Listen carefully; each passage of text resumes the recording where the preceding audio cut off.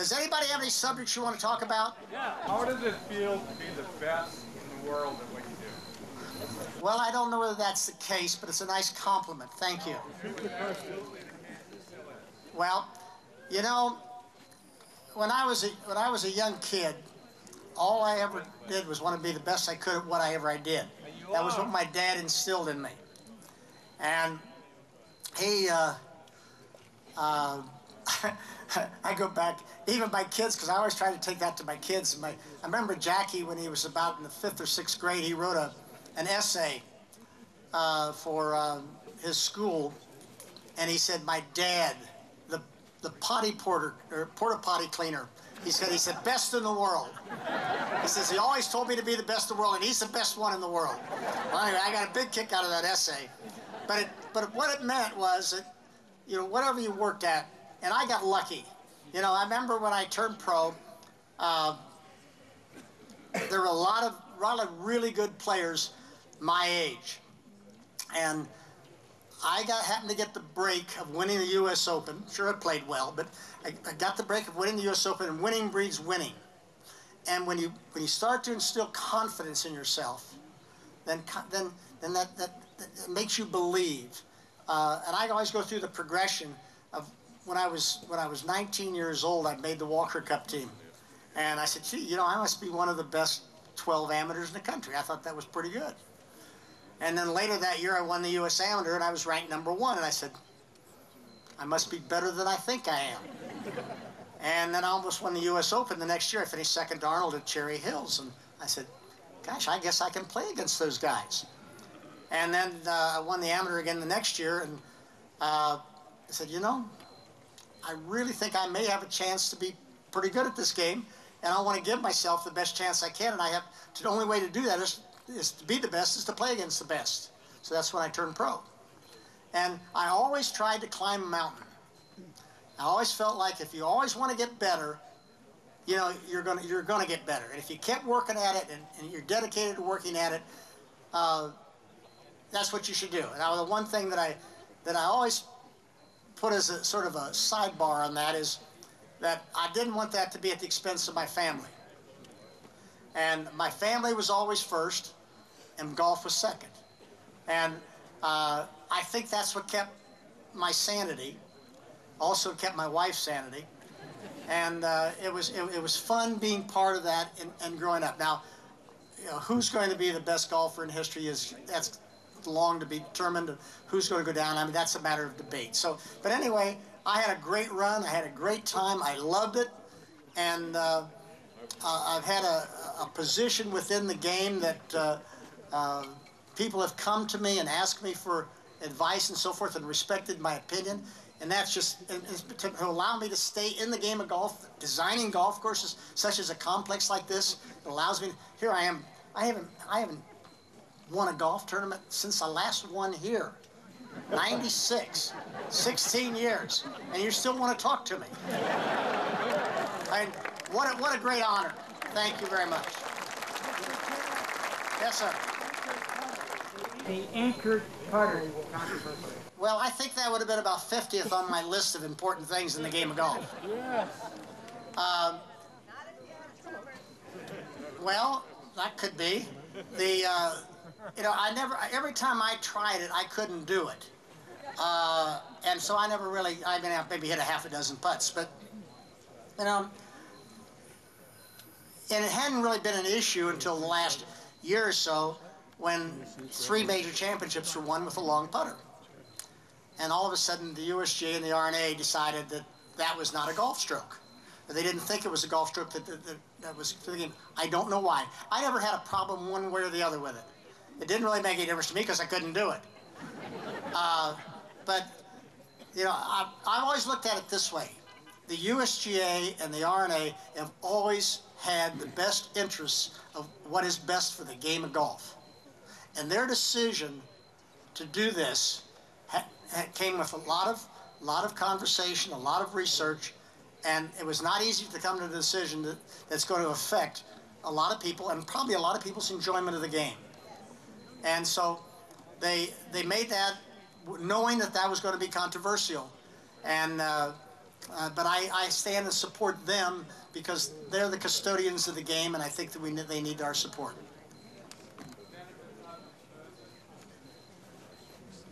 Well, the game of golf, first of all, you play it for a lifetime. Repeat the question. I'm sorry. Oh, the question was how does the game of golf benefit? What is it? What was the benefit others? The game of golf benefit others.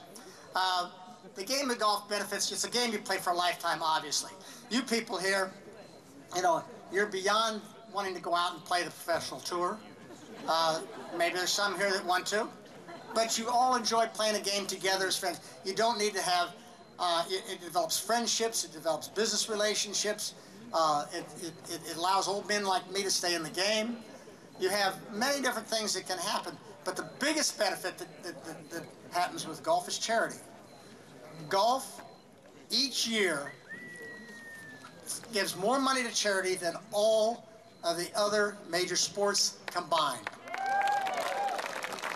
And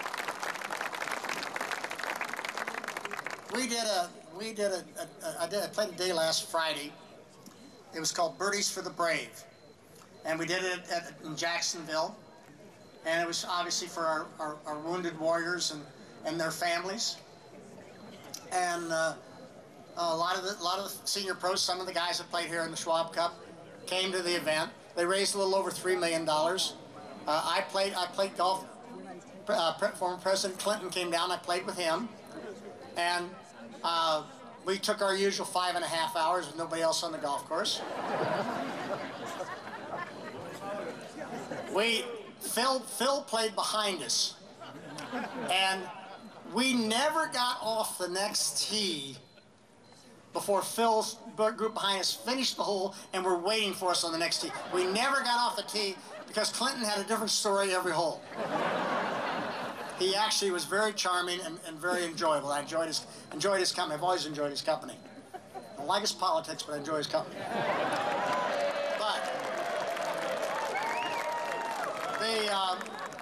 And he knows that. And he likes Romney a lot. I said, well, why didn't you tell somebody that? He says, unfortunately, he says, I'm a team player. And I said, okay, I understand. Okay. Next. Hey, who else has got something you want to talk about? How can we get more youth? How can you get what? Young people. We have got so many programs trying to be developed right now. And that is the big thing. I've spent a lot of time lately. I really feel kind of honored that the USGA, the PGA of America, have both come to me and asked me to help them with what to do. And so one of the things I see is that most sports today are started with kids. They used to start 9, 10 years old. They're starting 3, 4, 5 years old, and they're starting in the parks. And they're starting with football, basketball, baseball, lacrosse, soccer, whatever it has. They're all played in the parks. And what we're doing is we're going to take golf to the parks as a team sport. And we're working very hard. It'll get announced very shortly. But what we're going to do is, as a father's, mothers, my kids don't even play golf anymore. And none of their kids, I have 22 grandkids, and I got one that plays golf. I mean, it's terrible, but it's because they aren't introduced to it. They're all introduced to other sports, and they play other sports. And so what we're doing is we're introducing, we're starting, those of you who've heard about Snag Golf and Start New at Golf, and it's a program where we go to the parks programs and we use golf clubs that aren't going to hurt somebody, golf balls that aren't going to hurt somebody, and it's almost like a Velcro thing. It's something to introduce kids, and they play as a team. And you'll draft the kids just like they do with all the other sports, and out of that, we're going to get some kids into the game of golf. We get them introduced, then we get them working to the next level. We need help from the clubs to allow kids space on the golf courses. With what's happened lately in the economy, I think we got a lot of space on golf courses. And maybe not here, but there are a lot of places to do. But anyway, we're working hard on that. And I think that, one of the things, it's not so much with kids, but one of the things that's going to happen in the game is that the USGA and the R&A are really working now on the golf ball. We've been preaching about it for 25 years, and I believe that they're going to finally do something with the golf ball. And the reason they're going to do something is the golf ball is fine for you. You're not going to run out a golf course.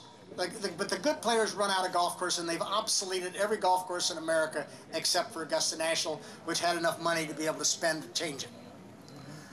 So basically, you're going to see the golf ball, and I don't know what percentage it's going to be, but I'm betting it's going to be around 20% going to be brought back for everybody.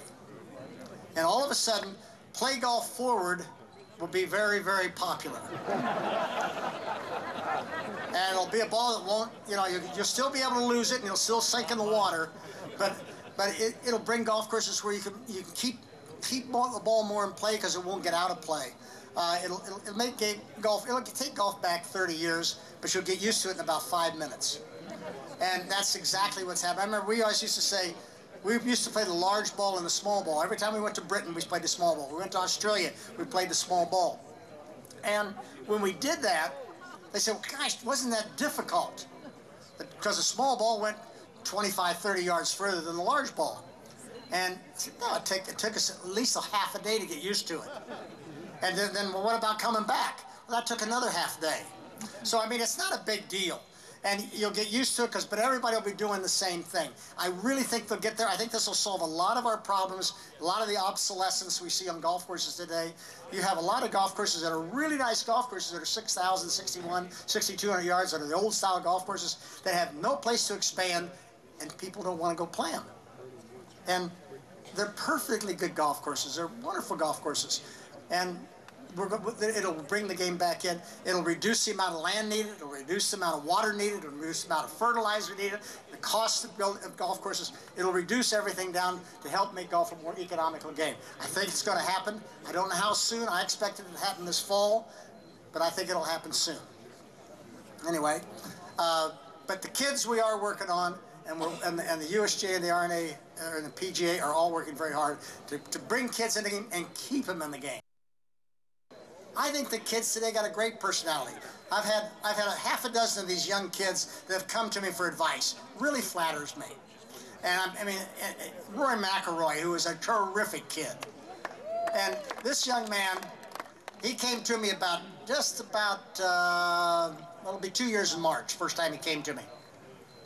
And he was in Palm Beach, and he was seeing some golf shrink. And one of the guys that, I don't know what you call him. But anyway, he was seeing one of those guys, and somebody said, well, Jack's in town, why don't you go pick his brain? So he called me, and he says, can I have lunch with you? I said, sure. So we came over, we spent about an hour and a half. Delightful young man. And we talked about it, and he said, Mr. Nicklaus, he says, I don't know how to finish. And I said, I haven't won since Dubai a year ago, and I don't know how to finish a golf tournament. I said, what do I do? I said, I can't seem to, I keep pressing and do it. I said, well, a lot of people fall in that category. And I said, what you do is, you got to understand who you are. And I think we all do. And I don't care whether you're in business or playing basketball, football, baseball, whatever it is, anything you do. If you want to be good at something, you got to understand who you are. You got to understand what your limits are, what your skills are, what your downsides are, and be able to play within that. And so I told him, I said, Rory, I said, you're a tremendous talent. And I said, but figure out, that everybody else coming down the stretch is having the same problems you are. Everybody's nervous. Anybody that's in contention would be. And I said, but play your game. Don't worry about somebody else's. You can't do anything about anybody else. You're the only person you can control. I said, come down the stretch, be patient. I said, I had that advice given to me my first year on tour by Joe Black. He said, Jack, one day, he says, you'll just shoot that 32 the last 9 and you'll win the golf tournament, and all of a sudden, it'll just happen. And he said, I mean, I don't need to, no, I said, don't do anything. Just play. Just play your game, do your thing, and it'll happen. About 3 weeks later, he shoots 62 at Charlotte.